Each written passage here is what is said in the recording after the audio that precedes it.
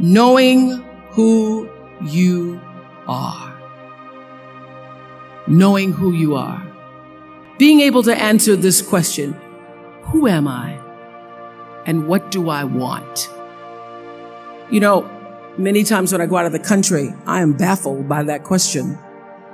To explain what is your occupation, I've stood there for 10 minutes. Well, am I a talk show host? Well, I'm more than a talk show host. Am I a businesswoman? I'm a businesswoman. I'm more than a businesswoman. Am I an entrepreneur? I'm more than an entrepreneur. So I just leave it blank or self-employed.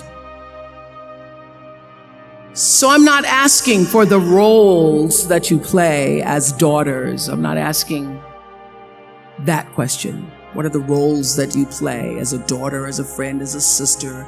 You're going to be a lawyer. You're going to teach. You're going to be a pharmacist.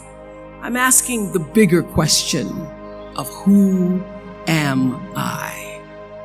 Who am I really? My answer is I am God's child. I am that which is born of all that is. I am, as Pierre de Chardin said, a spiritual being having a human experience, come trailing the breath of the ancestors yet, but trailing the breath of the angels, and understanding that because I am connected to the source of all that is possible for me. That's who I am. And what do I want? I don't want to just be successful in the world.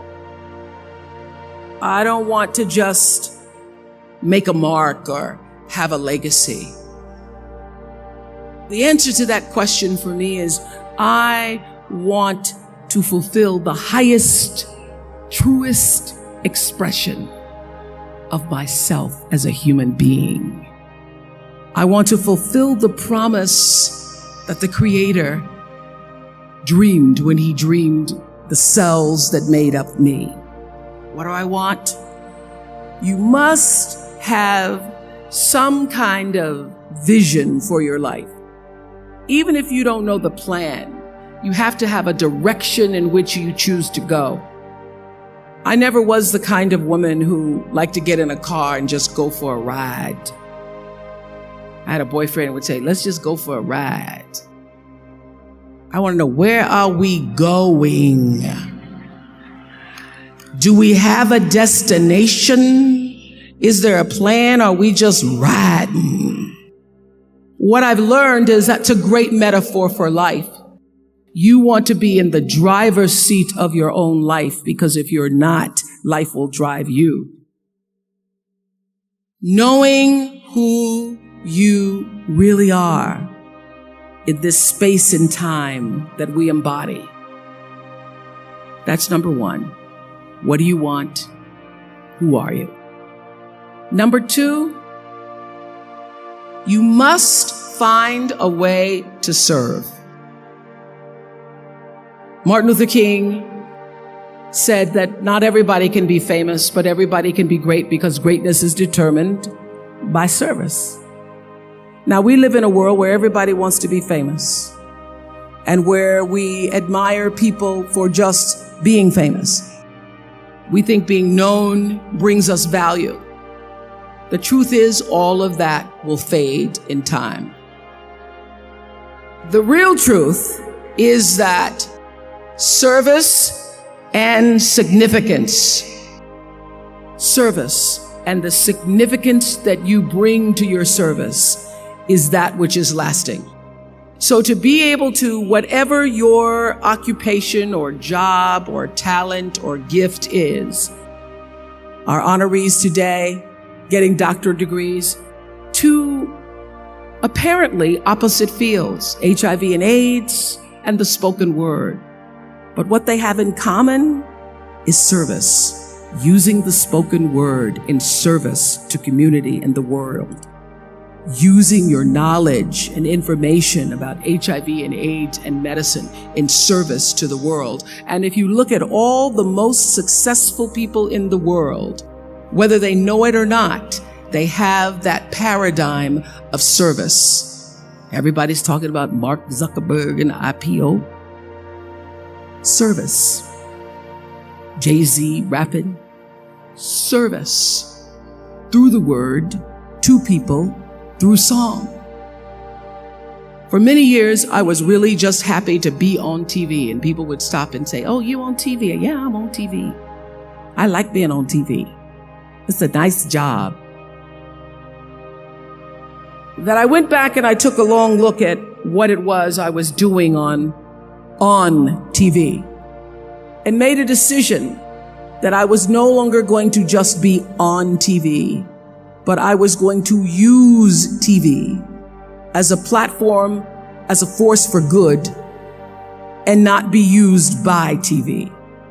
And I will tell you, my decision to make that significant change in the way I operated on television, using television as a service, changed my career exponentially. Service through medicine, service through art, using whatever it is you produce, your product, as a way of giving back to the world. When you shift the paradigm of whatever it is you choose to do to service and you bring significance to that, success will, I promise you, follow you. Service and significance equals success. That's number 2. Number 3, it's so simple, but so hard to do. Always do the right thing. Be excellent. People notice. Think of how you notice. You go to Taco Bell, somebody gives you an extra napkin and some sauce. You notice. You want to go back to that person, because even at Taco Bell, excellence shows itself. Be excellent. Let excellence be your brand. Everybody talks about building a brand. I never even knew what that was. When people say, "You're a brand," I would say, "No, I'm just Oprah." What I recognize now is that my choice to, in every way, in every example, in every experience, to do the right thing and the excellent thing is what has created the brand. And what I know is that when you are excellent, you become unforgettable. People remember you. You stand out. Regardless of what it is, you become an unforgettable woman. And that is what we all want. We want to be unforgettable and not forgettable. So doing the right thing, even when nobody knows you're doing the right thing, will always bring the right thing to you. I promise you that. Why? Because the third law of motion is always at work. For every action, there's an equal and opposite reaction. That is so true in all of our lives. That's what Newton said. Celia in The Color Purple said it. Everything you even try to do to me, already done to you. Everything you even try to do to me, already done to you. So you don't have to worry about revenge or getting back at somebody, making sure they pay. You just have to do the right thing, and the right thing will follow you even when people don't support it. I remember many times on my show. There are many shows y'all never saw. And the reason you didn't see them is because I got the last vote. And I remember 2010, my team, hardest working team in television, had done this interview with a woman who turns out she was a Sunday school teacher by day and a sex addict at night. Ooh. And they were like, "You won't believe it. We got her going out. We got her with the men, and we get to show her." And she was willing to show us everything. I sat down with a woman for an interview that was taped. And during the process of the interview, I said, why are you doing this? And she said, oh, I want to help people. I want to tell my story and I want to help people. I said, do you have children? She says, yes, I have a 10-year-old son. I knew right then this is never going to see the light of day. So we got off the air and I said to the lady, we are not going to air that show. And she said, why? My producer said, why? She knew she was being filmed. She knew what she was saying. She knows what I said, because her son will never get over it. Her son will never get over it. And it's not worth a rating point to me. Not worth a rating point to me to know that there's a 10-year-old boy who's destroyed because his mother went on the Oprah Winfrey show and told all her business. You do the right thing even when other people think it may not be. And oftentimes when you make a decision to do the right thing, immediately you're faced with doubt. Was that the right thing? Was that the right decision? I don't know. Was that the right thing? You always know it's the right thing when in the end, there is peace. You are rewarded by peace in knowing that you did the right thing. The most important thing I have come to know in doing the right thing and making the right choices is understanding what we talked about yesterday. All of you leaving here have the potential for enormous success. There's a price that comes with that. People don't always like you, and they're not always happy for you.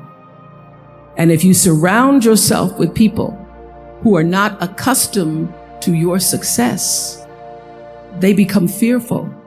They become scared because you are reflecting back something to them that they don't recognize. Now, they're not going to say, you know, I'm very fearful because you're reflecting back to me something I don't recognize. They're going to say, you know what they're going to say? They're going to say, who she thinks she is. Who she thinks she is.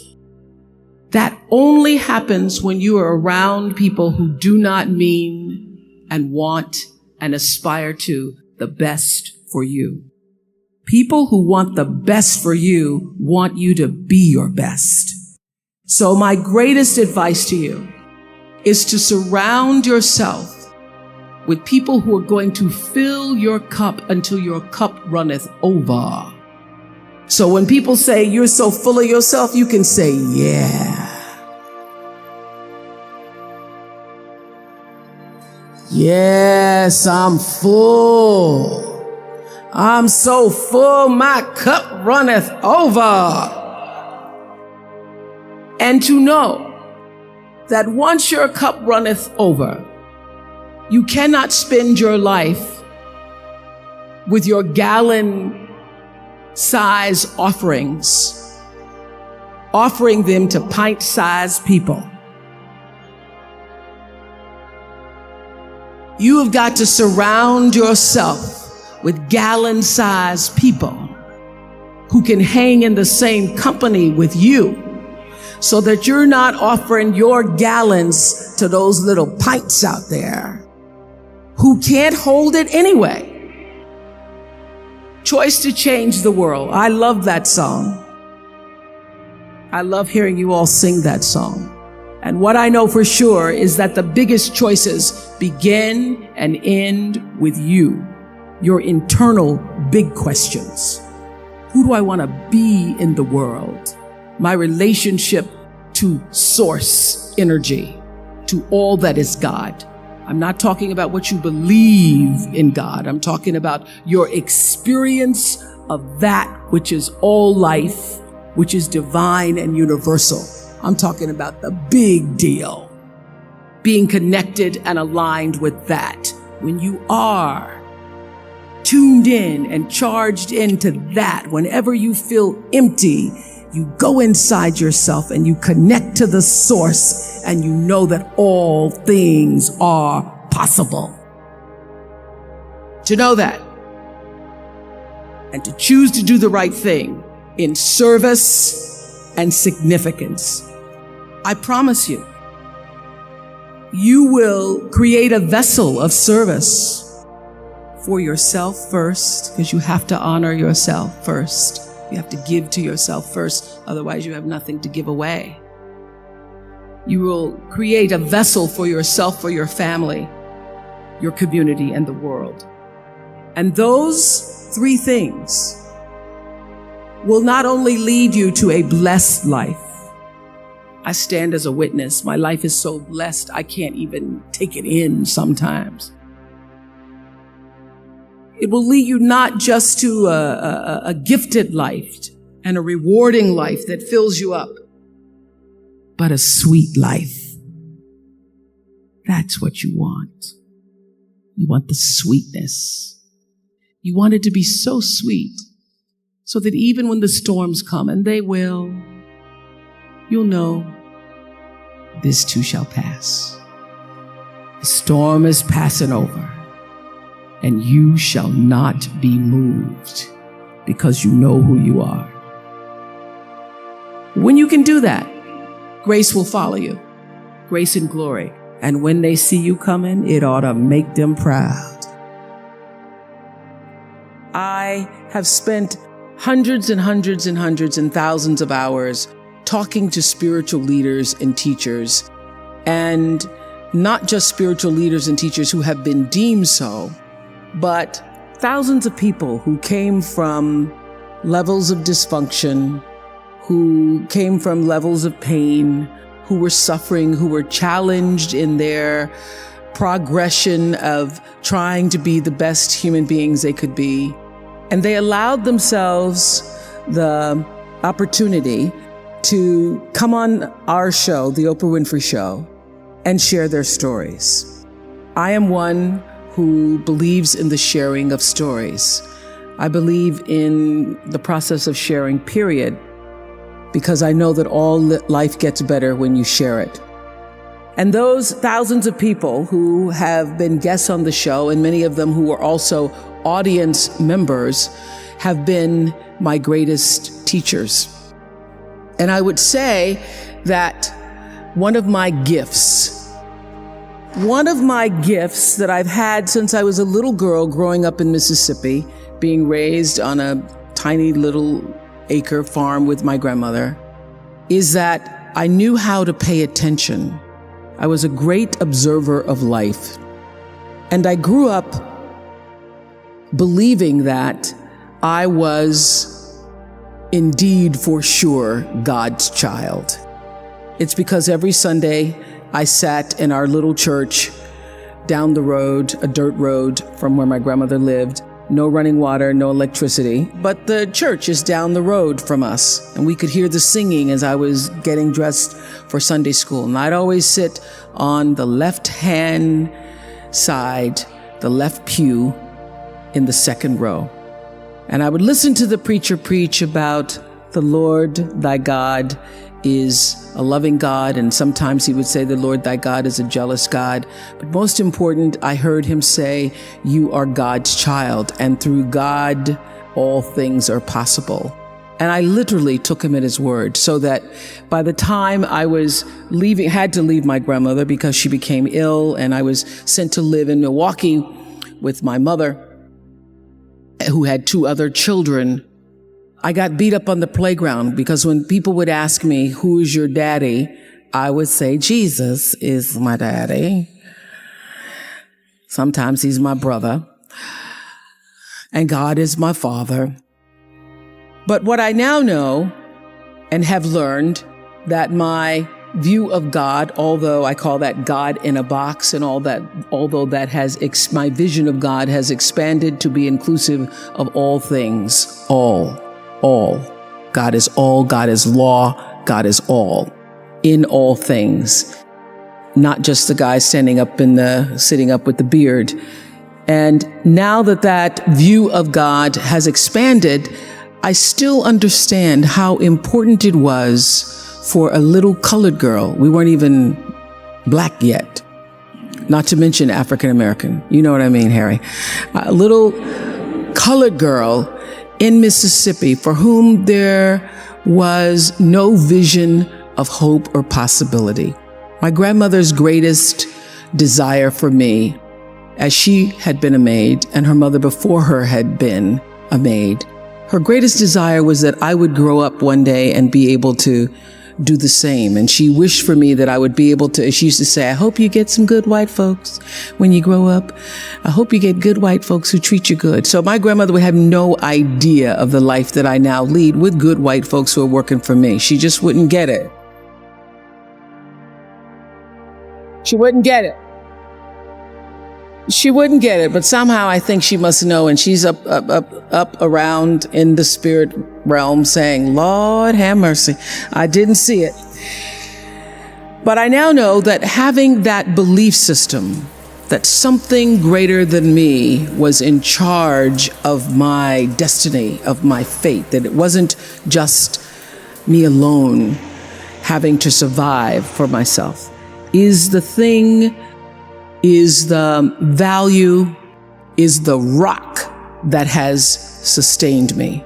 So my vision, my perception, my understanding of what it means to be a universal citizen has grown as I came to understand Acts 17:28, my favorite Bible verse that says, in God I move and breathe and have my being. So my every attempt in life has been, since I was a little girl, to be in that space that I call God, to literally live in the breath that is God, to live in the breath and allow the breath to breathe me as God.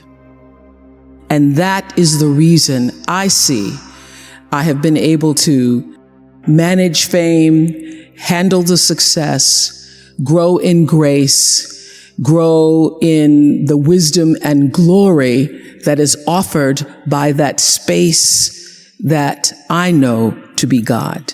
Because in God, I live and breathe, I move and breathe, and I have my being. And everything that I do and all that I am comes up and out from the center of that space, even when I didn't know what to call it. So I have paid attention to my life because I understand that my life, just like your life, is always speaking to you, where you are, in the language, with the people, with the circumstances and experiences that you can understand and interpret if you are willing to see that always life, God, is speaking to you. Now, it took me a while to actually really get this and to understand it, but once I did, I started paying attention to everything. And one of the reasons why I can now accept the fact that I can offer my gatherings of information and wisdom and call myself a spiritual teacher is that every single person who ever came on my show, and I hear there's like 37,000 guests I've talked to, a lot of them came from dysfunction and a lot of them wouldn't appear to be teachers, but every one of them had something to say that was meaningful and valuable and that I could use to grow myself into the best of myself, which is what all of our jobs are. Your number one job is to become more of yourself and to grow yourself into the best of yourself.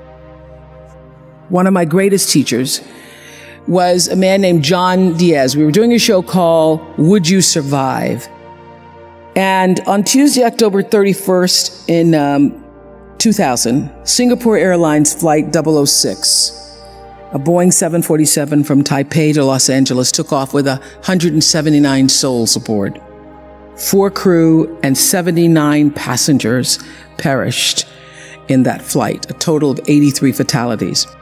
There was a typhoon rolling through at the time, and the plane went down the wrong runway. Now, what's interesting, John Diaz was on that plane and he had several indications, which I'll talk about later, whispers, that he shouldn't have gotten on the plane, but he did anyway.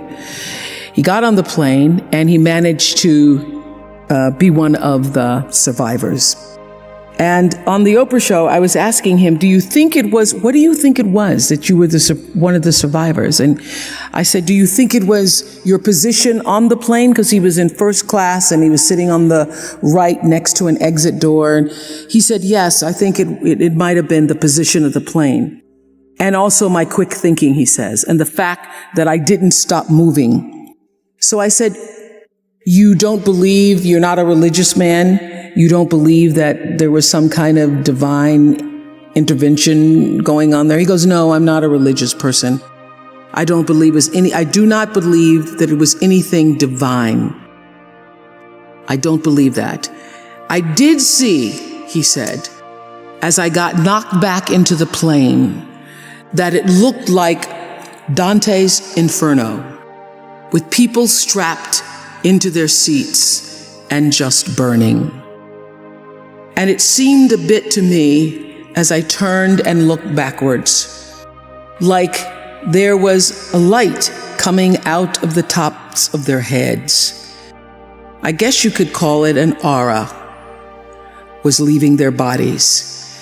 And some lights were brighter than others. It changed, he said. It changed me. It gave me a new kind of spirituality, in a sense, that I now believe somehow, I don't know how, but life continues on somehow through that light. And I thought, I'm not a religious man, but I thought the brightness and dimness of the auras were how one lives one's life, so to speak. So that's one of the major things that really has changed with me since then, he says. I want to live my life so my aura, when it leaves, is one of the brightest ones.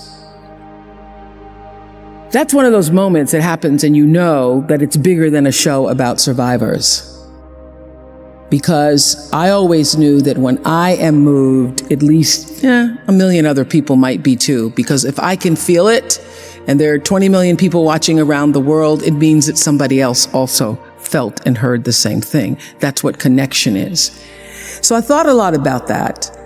And thought about it, obviously, in thinking about, in preparing to talk to you all today, about how does one lead a meaningful life? Because ultimately, isn't that what we all want? We want to lead a life so that however we transition, people can say, wow, that was a bright one. That was a bright light. First of all, I think that it comes from a deep sense of awareness about who you are and why you're here. It comes from being in touch with, on a regular basis, the appreciation and the holy gratitude that should fill each of our hearts on a regular basis, just knowing what a privilege it is to be here and to be human. Close your eyes for a moment, will you please? And breathe with me. Just close your eyes. And if you will, put your thumb to your middle finger and gather your other fingers around. And let's feel the vibration and pulse of your personal energy as you take 3 deep breaths with me. Inhale.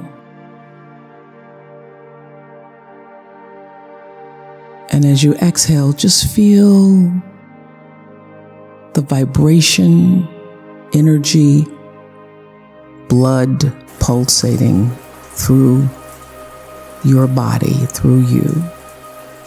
And another inhale.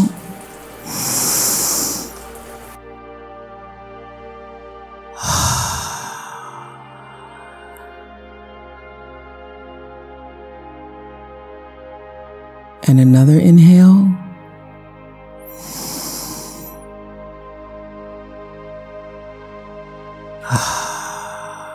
And keep your eyes closed.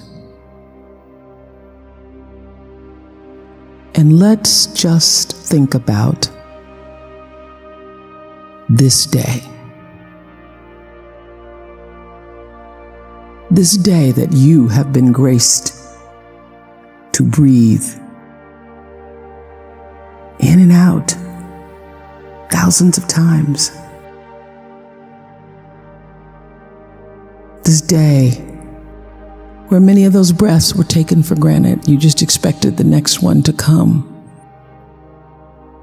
But the truth is, there's no guarantee that the next one comes. This day, how you started your day, what your thoughts were this morning, how you've carried yourself through this day, how you've been allowed to have encounters and experiences, some challenging, some more life-enhancing, that pushed you forward another day of being here on the planet Earth as a human being. Let's just think about that. After all you've been through, in this day alone, and the many days and years past, how you got here to this prestigious, esteemed university, the choices you made that have brought you to this day.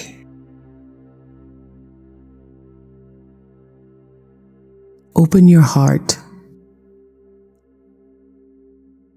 and quietly to yourself say the only prayer that's ever needed.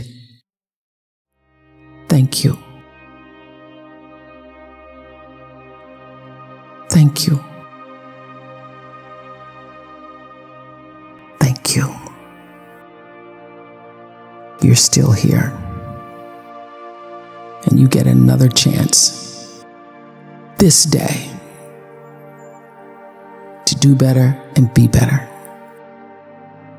Another chance to become more of who you were created and what you were created to fulfill. Thank you. Amen. Open your eyes. That's how it starts. That is the foundation for meaning and purpose in your life, is to bring yourself back to your breath.